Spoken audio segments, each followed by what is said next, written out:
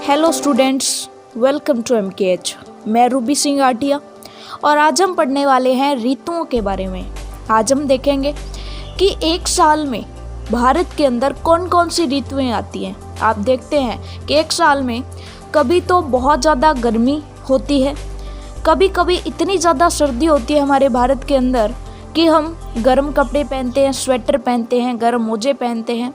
तो कभी वर्षा आती है, यानी कभी वर्षा ऋतु होती है, और कभी सुहावना सा मौसम होता है जिसे बसंत ऋतु कहते हैं। तो आइए फिर हम देखते हैं कि ये ऋतुएं क्या हैं और कौन कौन सी ऋतुएं एक साल में आती हैं। ठीक है, तो चलिए फिर शुरुआत करते हैं। सिंपल है कि हमारे चारों ओर के वातावरण की परिस्थितियां मिलकर मौसम बनाती हैं। ठीक है, हमारे चारों ओर का तापमान कैसा है, ठीक है, ये हवाएं चल रही हैं या नहीं, ये सारी चीज़ें मिलकर के क्या बनाती है, मौसम बनाती हैं। ठीक है, और मौसम दिन प्रतिदिन क्षण प्रति क्षण बदलता रहता है। सुबह का मौसम कुछ और है तो शाम को मौसम कुछ और है। आप देखेंगे कि सुबह मान लीजिए जब सूर्य निकलने से पहले थोड़ी सी ठंड होती है, तो सूरज निकलने के बाद थोड़ी सी गर्मी आ जाती है।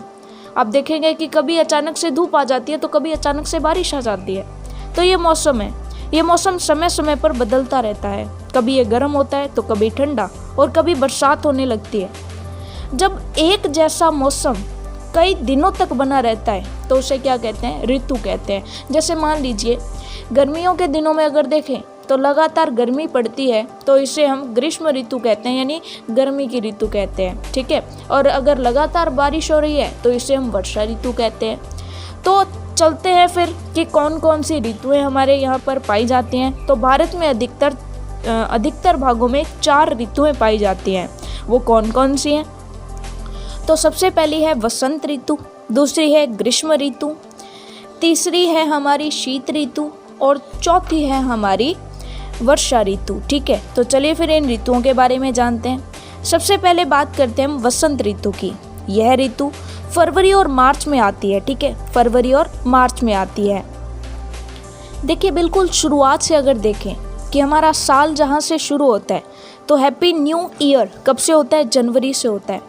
उस समय में ठंडी होती है। ठीक है, ठंड की यानी शीत ऋतु चल रही होती है। लेकिन हम मान से नहीं पढ़ने वाले हैं, हम कहाँ से शुरू करेंगे, हम फरवरी महीने से शुरू करेंगे। और देखिएगा आपको ऋतुएं साथ के साथ याद हो जाएंगी। ठीक है, तो देखिए सबसे पहले आती है बसंत ऋतु। ठीक है, बसंत ऋतु, यह ऋतु फरवरी और मार्च में आती है।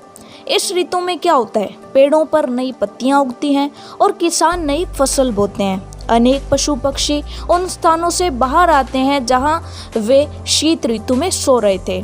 बसंत ऋतु में दिन और रात की लंबाई जो होती है बराबर होती है, यानी एक जैसा लंबा दिन होता है और उतनी ही लंबी रात भी होती है। तो ये हमने पढ़ा किसके बारे में, बसंत ऋतु के बारे में। अगला हम पढ़ेंगे ग्रीष्म ऋतु के बारे में।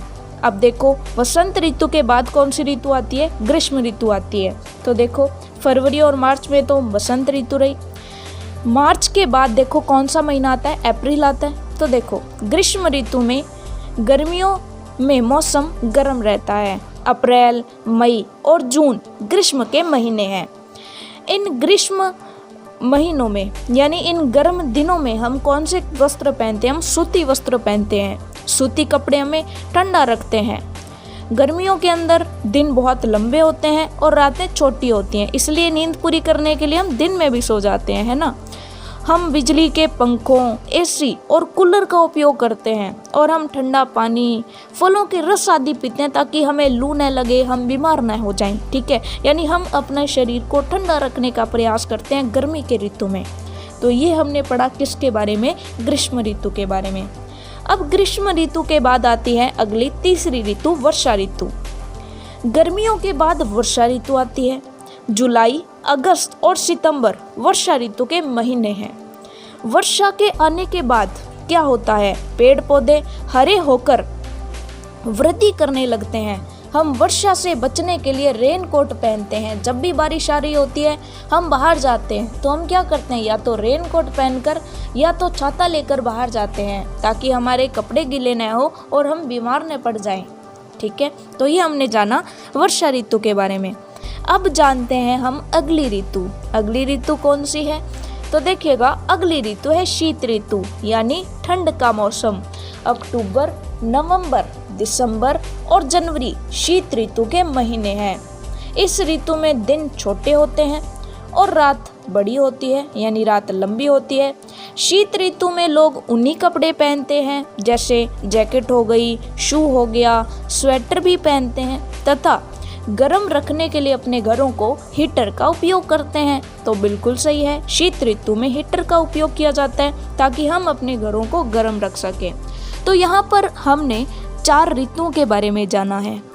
और जब भी नया साल होता है, हैप्पी न्यू ईयर जब होता है यानी न्यू ईयर जब शुरुआत होती है नए साल की, तो आप देख सकते हैं कि जैसे जैसे नए साल की शुरुआत होती है ऋतुएं बदलती जाती हैं। और आप इन ऋतुओं को याद करेंगे, अपनी कॉपी पर लिखेंगे और जैसे जैसे साल आगे बढ़ता जाएगा आप देखेंगे कि इन्हीं ऋतुओं के अकॉर्डिंग हर साल ये ऋतुएं इन्हीं महीनों में आती हैं और हम इनमें सर्दी, गर्मी, सुहावना मौसम और वर्षा का आनंद लेते हैं। तो आज हमने पूरे साल भर में आने वाली 4 ऋतुओं के बारे में पढ़ा है। आपको आसानी से समझ आ गया होगा। अब आपको क्या करना है, इसे कॉपी पर नोट करना है और साथ के साथ याद भी करना है और साथ के साथ देखना भी है कि अब कौन सी ऋतु चल रही है और इसके बाद में आने वाली ऋतुएं कौन कौन सी होंगी। तो आज हमने ऋतुओं के बारे में जाना है। आज बस इतना ही, बाकी सीखेंगे हमारी अगली कक्षा में।